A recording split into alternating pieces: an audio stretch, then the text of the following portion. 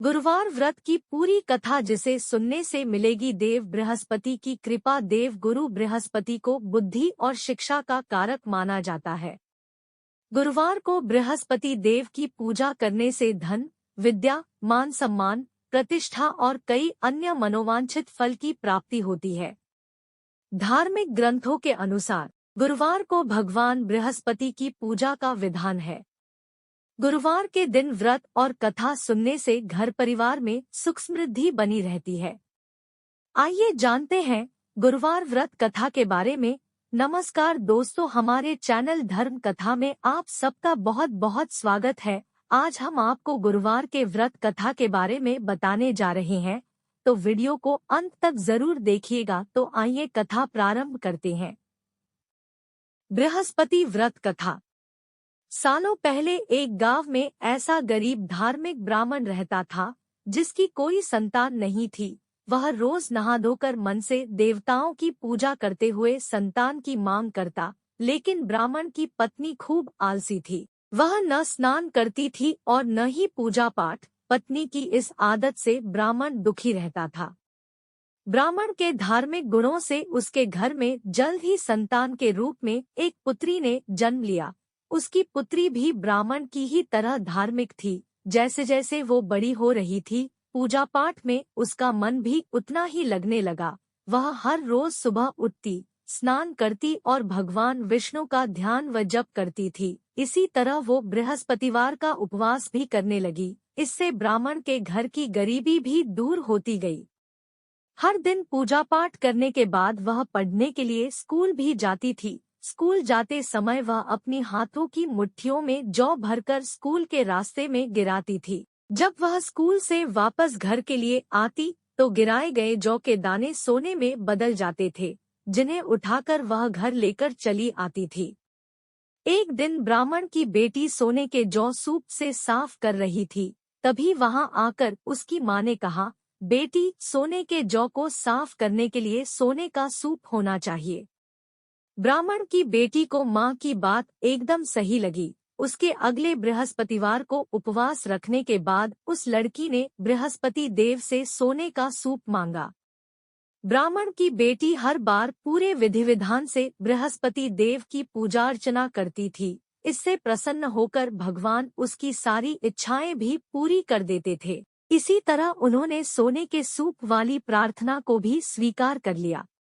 अगले दिन हर रोज की तरह ब्राह्मण की बेटी पूजा पाठ करके स्कूल गई और रास्ते में जौ के दाने बोते हुए गई। वापस आते समय जब वह जौ के दाने बिन रही थी तो उसे सोने का सूप भी मिल गया। सोने का सूप लेकर वह घर आई, जिससे उसने सोने के जौ साफ किए। एक दिन इसी तरह ब्राह्मण की बेटी घर के बाहर बैठकर सोने के जौ को सोने के सूप से साफ कर रही थी। तभी उसके घर के सामने से एक राजकुमार गुजर रहा था। राजकुमार ब्राह्मण की बेटी को देखते ही उस पर मोहित हो गया। जब वह अपने महल पहुंचा तो ब्राह्मण की बेटी के मुंह में उसने खान पीना त्याग दिया। जब राजा को यह पता चला तो उन्होंने राजकुमार से इसका कारण पूछा। राजकुमार ने अपने दिल का सारा हाल राजा को बताया। अगले ही दिन राजा अपने मंत्री के साथ ब्राह्मण के घर गया और ब्राह्मण के सामने उसकी बेटी का विवाह अपने राजकुमार से करवाने का प्रस्ताव रखा। राजा का प्रस्ताव सुनकर ब्राह्मण काफी खुश हो गया। उसने तुरंत ही विवाह करने के लिए हाँ कर दी। कुछ ही दिनों में राजकुमार और ब्राह्मण की बेटी की शादी हो गई। इधर ब्राह्मण की बेटी शादी होने के बाद अपने ससुराल चली गई। उधर ब्राह्मण फिर से गरीब होने लगा। उसके बुरे दिन दोबारा वापस आ गए। एक दिन ब्राह्मण अपनी बेटी से मिलने के लिए उसके ससुराल गया। पिता की हालत देखकर उसने बहुत सारा धन देकर ब्राह्मण को विदा किया। बेटी का दिया हुआ धन कुछ ही दिनों में खत्म हो गया और ब्राह्मण गरीबी की वजह से परेशान हो गया। ब्राह्मण फिर से अपनी बेटी से मिलने के लिए महल गया और उसने बेटी को सारी समस्याएं बताई। अपने गरीब ब्राह्मण पिता की बात सुनकर उसकी बेटी ने कहा, पिताजी, कल आप माँ को लेकर मेरे पास आएं। मैं उन्हें बृहस्पति देव के उपवास और पूजन की विधि बताऊंगी। इसे करने से सारी समस्याएं दूर हो जाएंगी।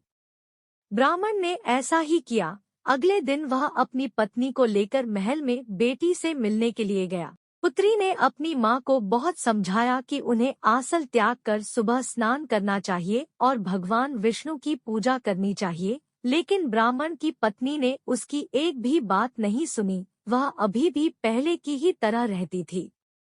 माँ की ऐसी हरकतों से तंग आकर एक दिन उसकी पुत्री ने माँ को एक कोठरी में बंद कर दिया। उसे जबरन सुबह स्नान करवाया और भगवान विष्णु की पूजा करवाई। इससे उसकी माँ की बुद्धि में सुधार हो गया। अगले ही दिन से ब्राह्मण की पत्नी सुबह उठती, स्नान करती और भगवान विष्णु की पूजा करती। साथ ही बेटी के बताए अनुसार हर बृहस्पतिवार के दिन वह उपवास भी करने लगी। इससे प्रसन्न होकर बृहस्पति देव ने उनकी सारी गरीबी और समस्याएं दूर कर दी। फिर वह एक सुखी और संपन्न जीवन जीने लगे। इस व्रत के प्रभाव से मृत्यु के बाद ब्राह्मण और उसकी पत्नी को स्वर्ग का द्वार भी मिला। कहानी से सीख: आलस्य करने से किसी भी तरह का काम नहीं बनता है।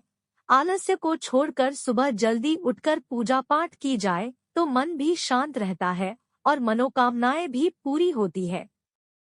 दोस्तों, आशा करते हैं आज की ये व्रत कथा आप सबको पसंद आई होगी। वीडियो पसंद आएगा तो वीडियो को लाइक करें और चैनल को सब्सक्राइब जरूर करें। धन्यवाद। राधे राधे।